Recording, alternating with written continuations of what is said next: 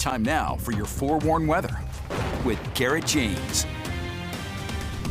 Yeah, thanks for staying with us, everybody. Garrett James is in St. George for us, keeping an eye on the weather.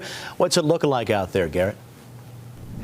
Well, still looking a little bit hazy out there, especially in some of the valleys, primarily in northern Utah, but you can even still see a little bit in Washington County, but the air quality there is still good. Looking at moderate air quality for the majority of northern Utah at the present time, and even going into tomorrow, with the exception of Carbon County. Once again, they're still seeing that good air quality for now, and in fact, due to the overall weather pattern, I think conditions could continue to try and improve over the course of the next few days. Upper level futurecast shows that we do have that little shortwave disturbance that's in the area, and that is allowing for us to see a couple of these lighter showers. In fact, we're already seeing one of those on the radar, and I'll show that in a second, but that big low pressure system still going to be setting off the west coast for right now. And then we're going to have to keep our eyes in two different locations. We can see one up towards Seattle and then one to the south in Phoenix, as those two low pressure systems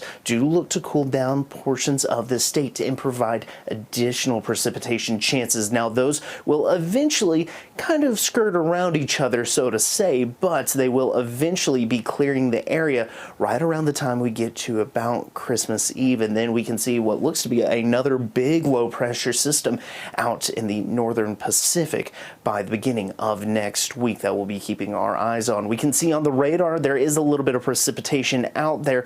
However, a lot of it is lighter, and the futurecast is actually showing these spotty showers very well this evening, and we're going to continue looking at these being on and off for the next few hours. But take a look at once we get to midnight, just west of Ely, we can see that there looks to be a few stronger snow showers and maybe even a few lightning strikes being possible out of that cell. But it does weaken overnight, and then we'll be left mainly dry. But we will still see the slight chance for a little bit of precipitation around San Juan County as well as Grand County. Slight high pressure does try and build, but it's mainly looking like we'll still see a little bit of precipitation here over the next few days. Temperatures out there right now: 42 in Ogden, 48 Provo, 36 Salt Lake City, 53 in St. George. But lows tonight show a lot of 30s and 20s out there. 21 Hanksville, but 41 in St. George and 31 for Salt Lake City.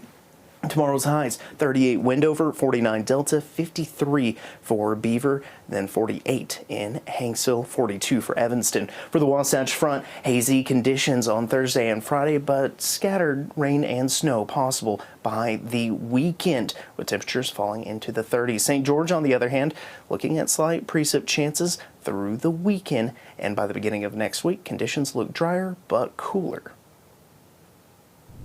Garrett, thank you very much. We appreciate it. In more weather news for you now, the fog has cleared out of Salt Lake City. Remember how foggy it was earlier this week? But the haze remains. Look at these city views from earlier today from the benches. There's been some improvement from yesterday. You could even see the mountains today. It's always a good day when you can see the mountains in Utah, right? But with no storms to speak of yet, that smog persists.